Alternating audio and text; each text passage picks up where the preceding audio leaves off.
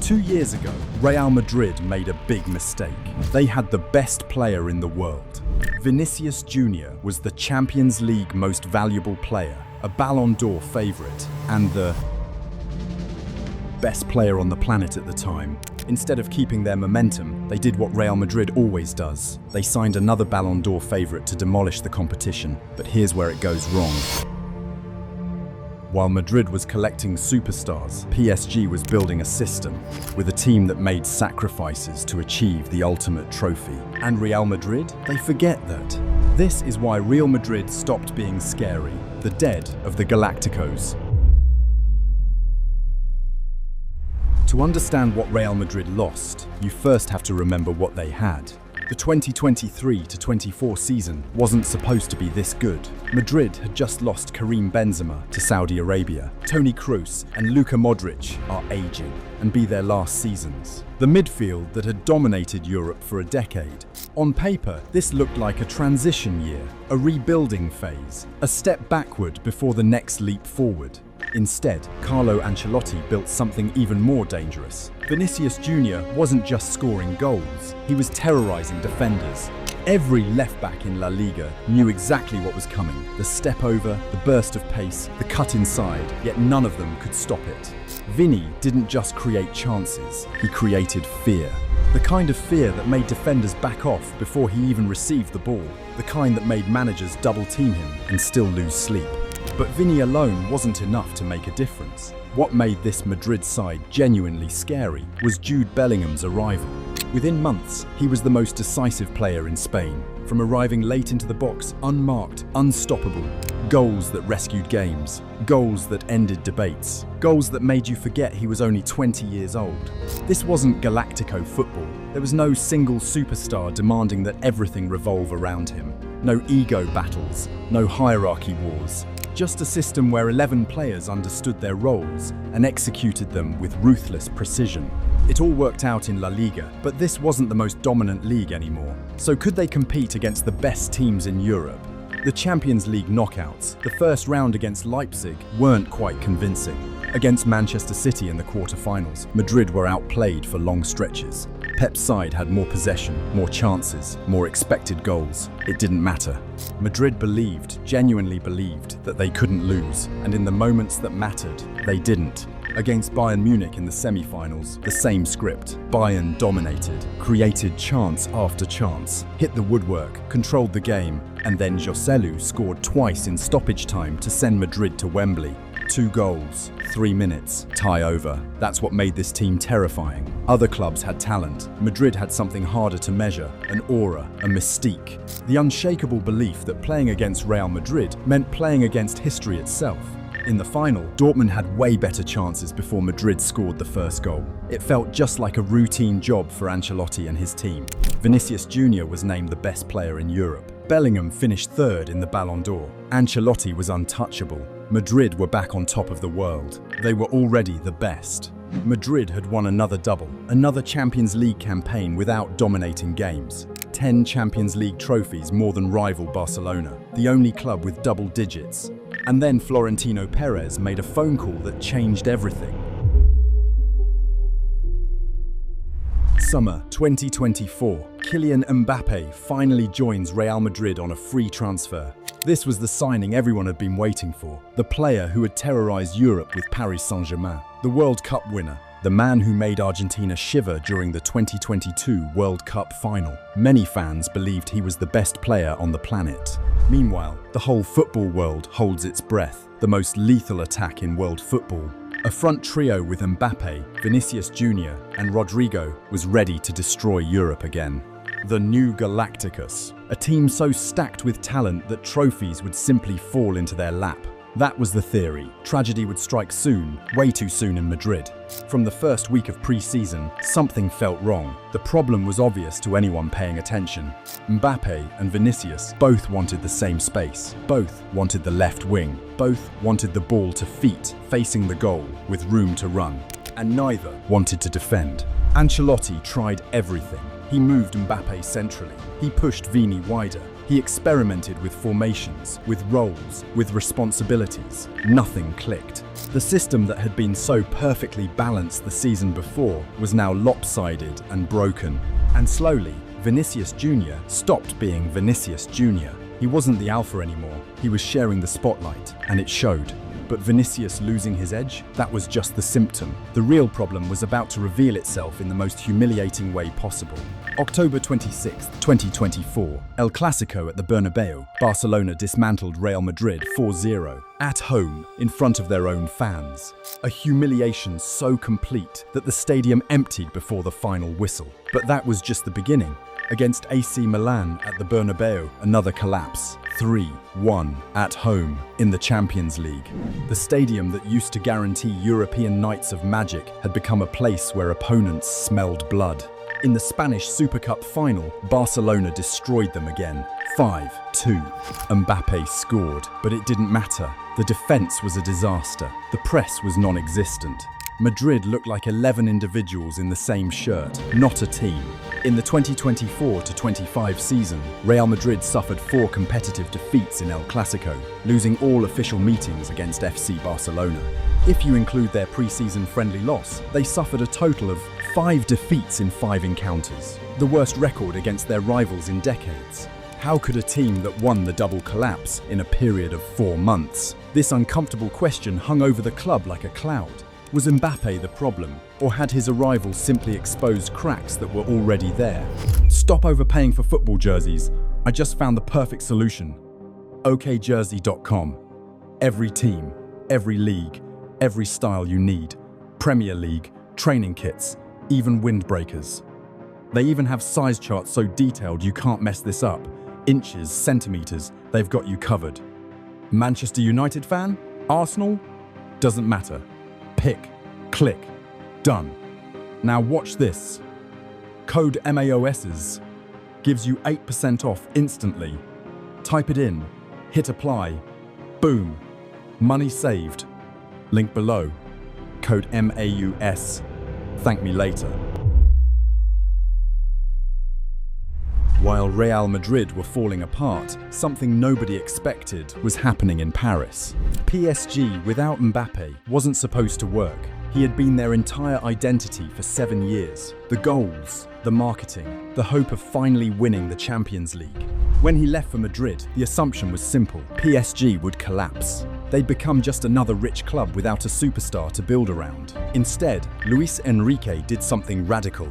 Enrique's philosophy was brutally simple. No passengers, no exceptions. Every attacker defends, every star sacrifices. Talent means nothing if it doesn't serve the team. Dembélé bought in. The same Dembélé who had been written off as a failed wonderkid at Barcelona, transformed into perhaps the best striker in the world. Why? Because Enrique demanded more than tricks and goals. He demanded pressing until his lungs burned. He demanded leadership. Kvaratskhelia arrived and immediately understood the assignment. Doué came through and did the same. These weren't just talented players, they were workers who happened to have elite ability. The difference from Madrid was stunning. PSG's front line covered more ground than any attack in Europe. They won the ball back higher up the pitch than anyone. They suffocated opponents with relentless pressure, then killed them with quick, clinical transitions. The media raised many questions about how PSG became the dominant force in Europe overnight. What do you guys think is the main reason PSG became the team they are today? The results spoke for themselves. PSG won the sextuple, Ligue 1, Coupe de France, Trophée des Champions, and finally the Champions League. The trophy they had chased for decades, with the most expensive squads in history. The trophy Mbappe was supposed to deliver but never did. They won it without him. And here's the detail that should haunt every Madrid fan. Since Mbappe broke into the elite, managers around him have fallen one by one, trying to fix him or warn the world about him. Unai Emery lasted 1 season at PSG. Thomas Tuchel survived 2.5 years and won the Champions League the moment he left for Chelsea. Pochettino lasted 18 months. Galtier barely made it through 1 season despite having the biggest trio in football history.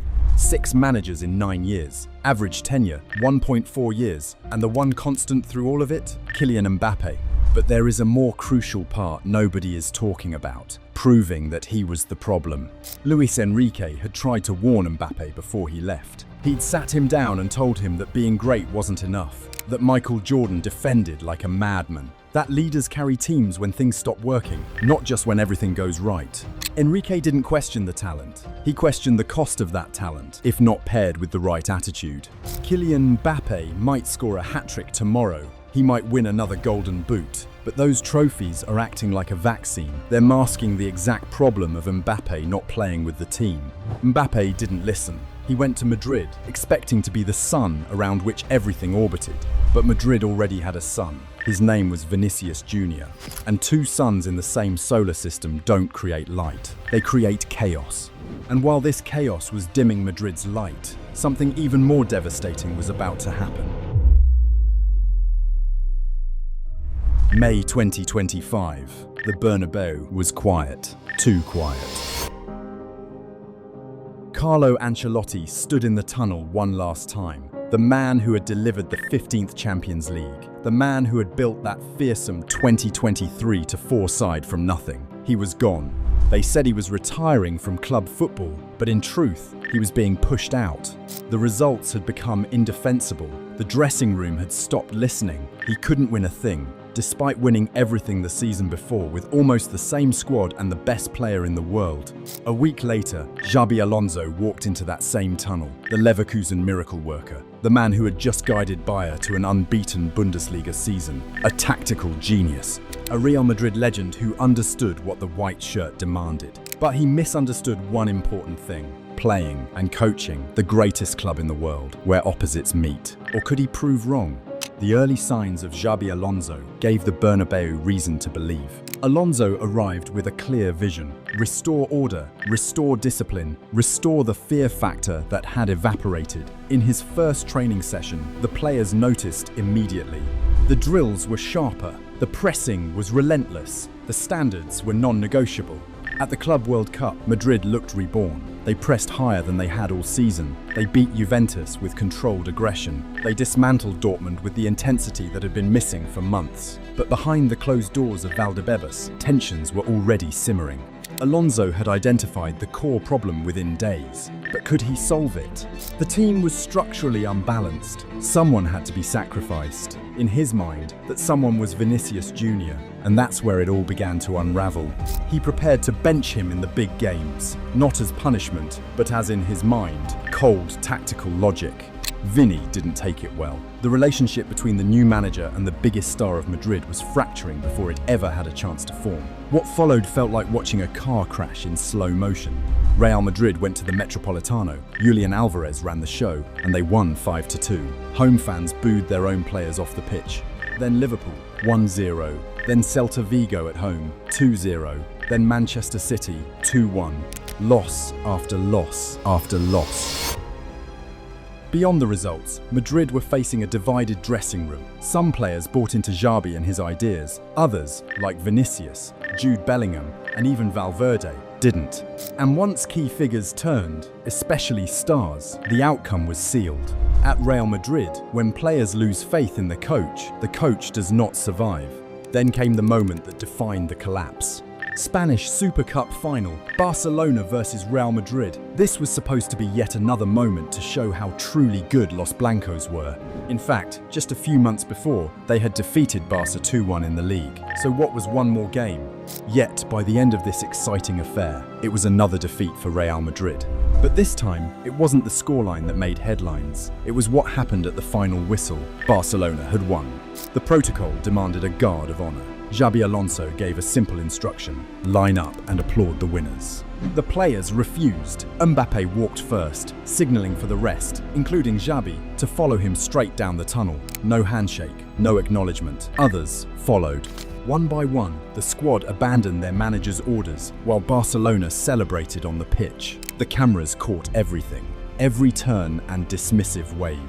The world watched a dressing room that had completely lost respect for authority. Something was about to change soon in Madrid. 2 weeks later, Xabi Alonso was gone. The legend who was supposed to save Madrid couldn't survive 6 months. Álvaro Arbeloa was immediately appointed as emergency manager. But even he, in his first competitive match, the Copa del Rey against Albacete, a second division side, a routine fixture. When the final whistle blew, Albacete had won. Real Madrid was knocked out by a team fighting relegation in the second tier. The crisis wasn't ending, it was accelerating, and no one knew how to stop it. Here's the thing about the original Galácticos, the ones from 2000 to 2006, the ones who started this mythology. Zinedine Zidane drifted into pockets of space that didn't exist and turned them into chances that shouldn't have been possible. That was his job, creation. Ronaldo finished everything with cold efficiency. Every ball, every angle, every pressure moment, clinical. Luis Figo stretched defenses so wide that the middle of the pitch became a playground. He pinned fullbacks to the touchline and made them choose between him or the space he'd opened. And Roberto Carlos, he ran up and down that left flank for 90 minutes, every game, lungs burning, because someone had to do the dirty work. 4 Galácticos, 4 roles. Zidane's brilliance was creation, Ronaldo was finishing, Figo's was wide, Carlos's was a sacrifice.